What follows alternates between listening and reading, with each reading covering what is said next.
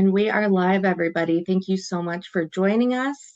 Apologies for the technical delay, but we would like to introduce Sara Shores. Sara, please take it away.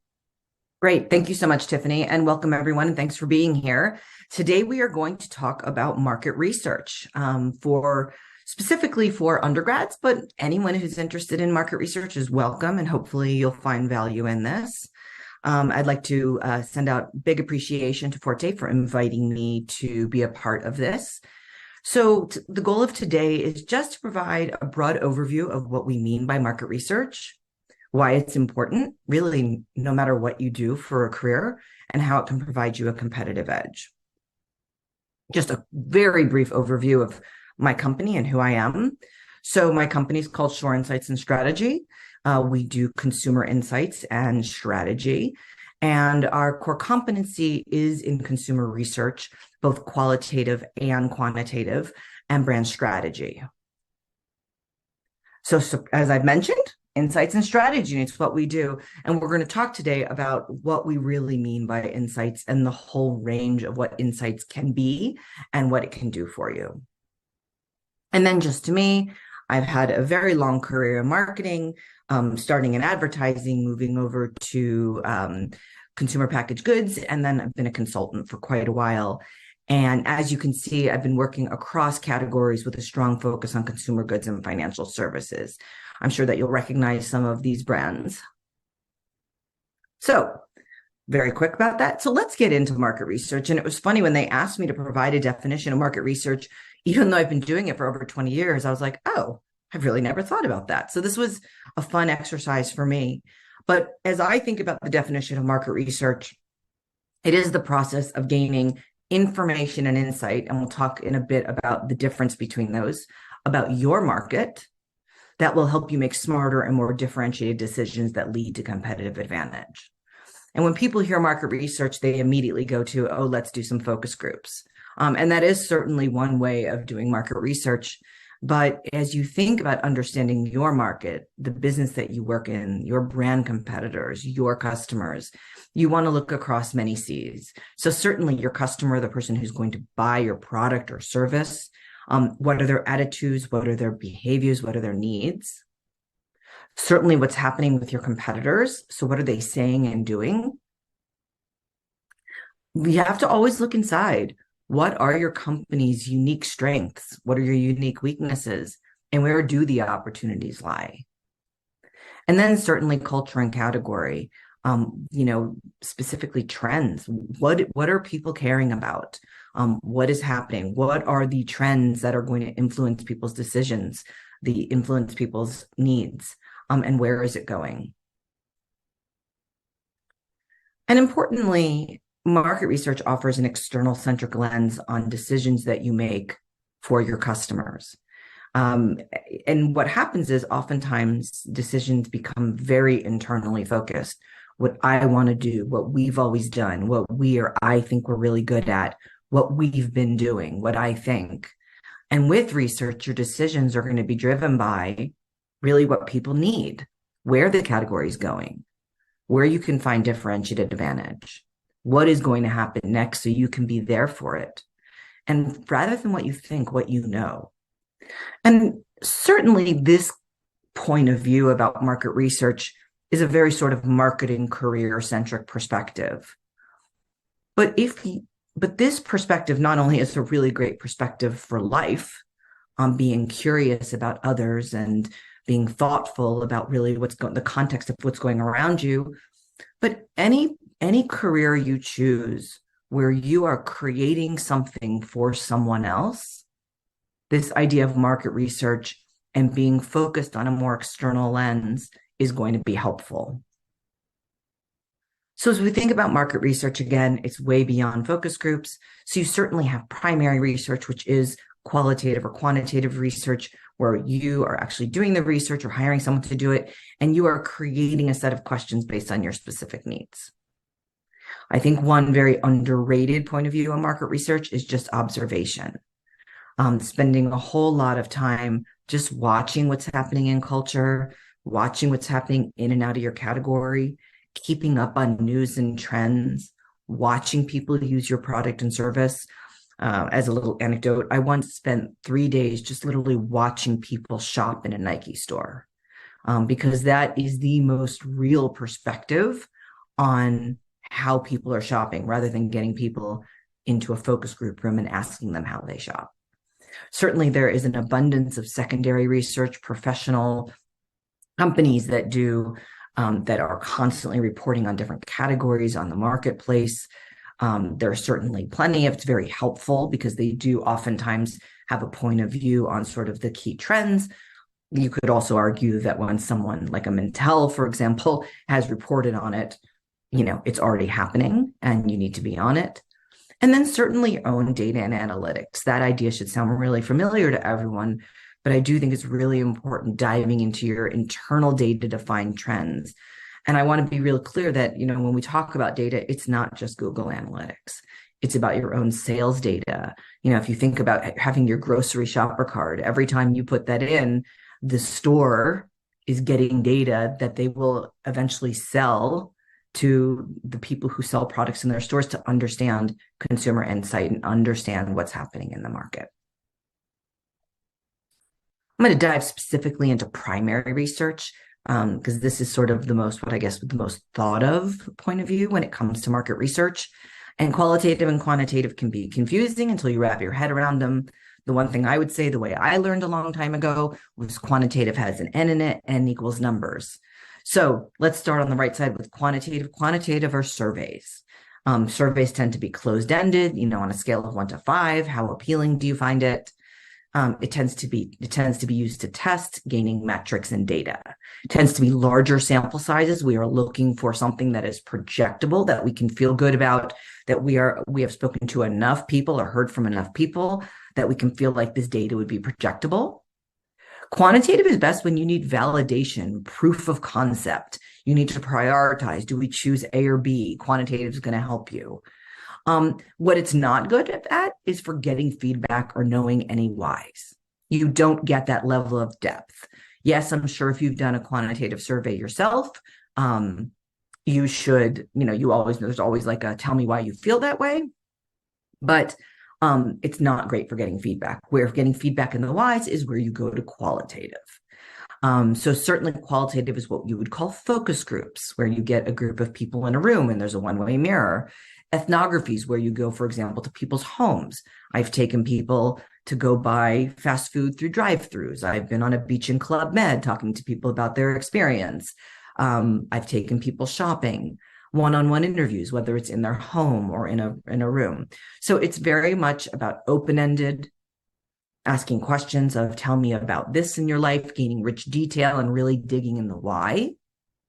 Smaller sample sizes. We're not looking for data. This isn't projectable. So you might have a smaller sample size, 20, 30 people versus in a quantitative, you're looking for the hundreds or the thousands. Qualitative is best for when you want ideas, insight, and understandings. If you want to get quotes and real anecdotes about people's lives and about how people make decisions and about how people are using a product or a category. But what it's not good is for validation. It's not a big enough sample size, and it's not a situation where you'd be like, if we're going to choose A or B, sure, people will give you a point of view. I wouldn't take that point of view to market, but to help to understand why A is chosen or why B is chosen, certainly that's qualitative. If you have any interest in this as a career or something that you were just curious about, do this in your real life. When United sends you a survey after you take a flight, take the survey. If you get a call for a focus group, do a focus group. First of all, it's free money doing a focus group. And second of all, it's just a way to be curious about what brands and what companies are looking to learn. Now, no matter what sort of research you're doing, whether it's qualitative or quantitative, marketplace analysis, data, observation, and so on, yes, you're looking for answers and information, but most importantly, you're looking for insight. Insight is where helps you make strategic decisions. Insight is where you get to make decisions that are maybe different than what your competitors are doing. Insights are where you're going to create something really juicy and that's where the creativity comes from. That's where the big ahas come from. So doing research, you're going to get lots of information and lots of answers about what people say, what's really happening in the market, what the data suggests is true. But what you always want to do is make that intuitive leap from the information to insight, what it means about what people need, what it means for your business, for your brand, for whatever you're doing, what it means for what you do next. Insight gets you to a really smart, really thoughtful so what's. So, how do you get to insights? Listen and look beyond the what. And I say listen and look because it is about being present. It is about being curious. It is about really paying attention. So listen and look to what's really being said. Listen and look for themes and patterns. I always like to say when I do research, I have one question, I'm going to ask it 3 different ways. Look and listen for the whys behind the information, the so what's, and what does this mean for me? I have 3 personal examples. These are all brands that I've worked on. Yes, I know that a million different agencies and consultants would probably say they worked on Dove, but I can say that I did do research that helped us get to Real Beauty. I did not bring the campaign to life. That was Ogilvy that takes the credit for that. But when we were talking to Dove back in the early 2000s about getting into beauty, at that point, they were just a soap and antiperspirant deodorant brand. And they wanted to have a different point of view on beauty. And we were able to really listen to people talk about beauty in a way that was different because back then, beauty was all about external. It was all about you're worth it. You can take care of yourself. But yet, what we heard consumers was saying is, what's beautiful to me is being happy and healthy. That's real beauty. And to be honest, that is kind of the basis of the real beauty idea. Bravo is another favorite one of mine. I've done an insane amount of work in reality television. And, we were talking to people about, their experience watching shows on Bravo and Oxygen and E and so on. And I remember one woman said, I loved it when she threw an apple at this woman's head. And I was like, oh, okay, well, that's sort of funny and interesting. But the question was why? And she said, man, there are some times I want to throw an apple at somebody's head. And we had this insight that, in general, we are taught to be kind humans in our lives. And what reality television allows people to do is to dig into that alter ego of, yeah, I want to be the person that throws an apple at somebody's head. And this idea of alter ego became really powerful. The third example is ESPN. I've worked with them a lot, especially on their women initiatives. If you have any interest at all, I would highly recommend checking out their ESPNW content. But ESPN was very focused on data, as they should be. And the data kept saying, guys watch more sports. Guys watch more hours of sports. Guys watch more types of sports. Guys are spending more time doing it, and so on and so forth. Yet what happened was when, linear television, the last decade or so, when linear television became less relevant, especially for younger audiences and younger men, that, ESPN started to think about, okay, well, who else can we bring into the portfolio in a meaningful way? And we started talking about with women. And, the proof is women do watch less. But as we spoke to women, both qualitatively and quantitatively, we realized that the time is really driven by the bevy of other activities that they have in their life, but the passion is just as high. And so the insight came around is yes, they are not going to spend the amount of time, but they are definitely a viable audience because of that passion. And that time does not dictate the passion. So those are just a few examples of getting into insight and how insight can have a big influence on your business. And then lastly here is how can you practice being an insights professional in your real life? I don't care if you want to be an engineer or a teacher or a marketing executive when you get out of college, but you can do this in your real life because, first of all, it's fun. It's just a way of looking at life in a really curious way. And it can give you some fun ahas, and it's a new way to look at the marketplace. So just a few things. Next time you're at a store, check out the products and get curious about what the brand learned about its customer, the category in the marketplace that drove this product idea. Athleisure, go to Athleta or Lululemon. I mean, what a great example of being attuned to trends and what people are doing, actually doing with their athletic wear. You go into the grocery store and you look at why are there a billion flavors of jerky, right? I mean, of course, these are all categories I've worked in, so they're all top of mind. But there is something very fun and interesting about getting curious about why this new product was developed. You know, any categories you're interested in, whether it's cars or apparel or technology, read professional journals, read articles about experts, get excited about data points that you find on a Yahoo Finance, for example, and then wonder, what does this mean for the products and brands that you use? And then, quite honestly, participate in qualitative and quantitative. Listen, with qualitative, you can make real money. You can make $100 or $200 or $300 for an hour or two of your time, but you'll also start to learn about how researchers ask questions, what they're trying to learn, and how you think they're going to use the inputs that they get from research participants. So lots of ways to practice being an insight professional in your real life. And quite honestly, just looking at life through sort of a focus of curiosity and a focus of why things are happening around you. So with that, I am happy to take lots and lots of questions and give answers. Thank you so much, Sara. So our first question is, what trends, in your opinion, are currently shaping the field of market research? And then I'll just add to that, if there's any trends right now that just, globally that are catching your attention. Sure. Well, certainly AI is a huge trend, and I don't think that the market research industry has gotten their head wrapped around it, because what's happening is that people aren't answering, aren't necessarily answering questions themselves. They're using AI to answer those questions. You're also seeing AI moderators, which certainly is a threat to my business. It's a little hard when you think about a machine being able to, ask the same questions that a human has, but, it's certainly happening. So AI is certainly a big one.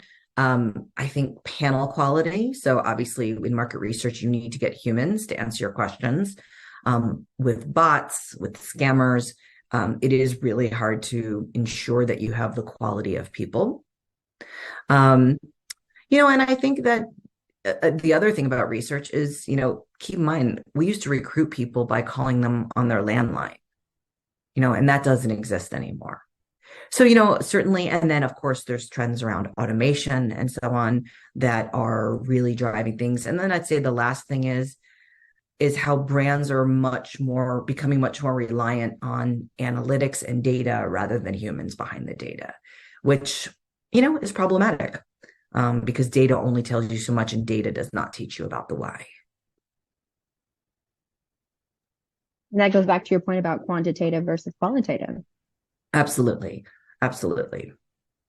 So would you be willing, without giving away any of your secrets, could you be a little bit more specific about your process, when it comes to doing research? What have you found works well? What have you maybe left by the wayside over the years? Sure. Yeah, so that's a big question. So, okay, so I'm going to talk about qualitative. So that is really my core competency. So, qualitative used to be like, let's get 6 to 8 people and get them in a focus group room. That is becoming very much out of favor, and because it is such a, first of all, it's really expensive and really inefficient, but also because it's just so not real. I do think that there is still a time and a place for focus groups, especially if you want to, there is still a lot of value in looking people in the eye and really understanding, is this true for you? There is something about sort of being in the moment and probing them and saying, okay, well, tell me more about that. Help me understand. Obviously, if you want people to try product, it's really helpful to be there. But certainly focus groups have gone out of favor. There was a sort of a point that we got all, I would say probably about 10 years ago, that it was all about, let's go into people's homes and let's go see what people are like in their real lives. And there's still a lot of value to that, because the home stimulus is really interesting. So if I want to talk to you about, who you are as a human being, me going with you and looking in your closet and your bathroom and in your kitchen, for example, talking to someone about how they perceive their health, them telling me about how they eat healthy is very different than me going in and like, let's look in your refrigerator together. So there is a lot of value in that. So I would say what's also happened in terms of changing is a lot of it moved to online. So that was something that was happening prior to the pandemic. Certainly during the pandemic, online research, whether it's online bulletin boards, online focus groups, online IDIs, online ethnographies, more virtual sort of on the go ethnography has certainly happened. So like the online focus group.